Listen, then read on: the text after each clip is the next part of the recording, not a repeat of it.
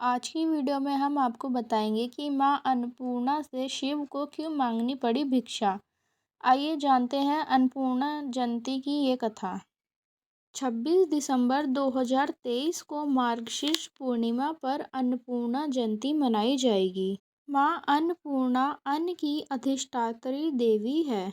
ये माँ पार्वती जी का स्वरूप है। इनसे संपूर्ण विश्व का संचालन होता है।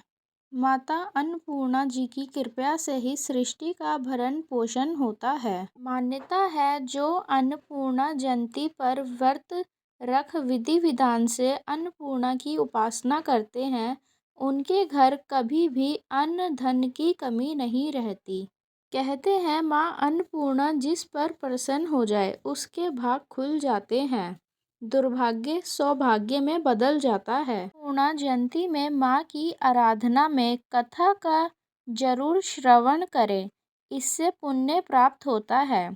तो आइए जानते हैं अन्नपूर्णा जयंती की कथा के बारे में। पौराणिक कथा के अनुसार एक बार पृथ्वी पर अन्न जल का अकाल पड़ गया, जमीन बंजर हो गई, समस्त संसार का जीवन संकट में पड़ गया।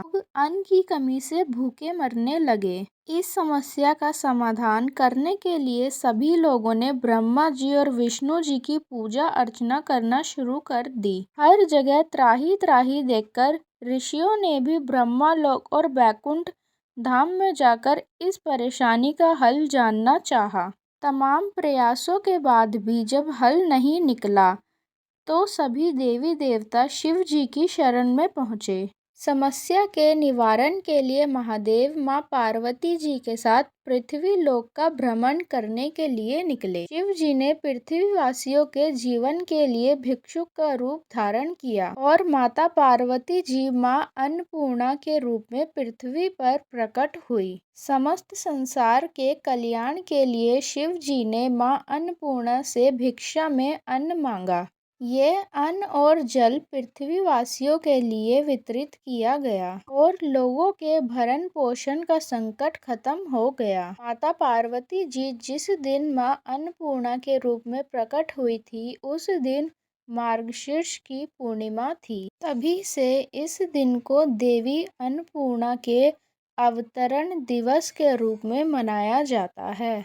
माँ अन्नपूर्णा जी की तस्वीर में शिव जी भिक्षा मांगते हुए नजर आते हैं। देवी अन्नपूर्णा को अनंता और शाकुंभरी भी कहते हैं। अन्नपूर्णा जयंती मनाने का लक्ष्य लोगों को धान्य का महत्व समझाना है। मान्यता है कि अन्न का अपमान करने से घर की बरकत चली जाती है और अन्न के सभी भंडार खाली हो जाते हैं। इसीलिए हमें अन्न का सदैव आदर करना चाहिए। ऐसी और जानकारियों के लिए हमारे चैनल को सब्सक्राइब करें। धन्यवाद।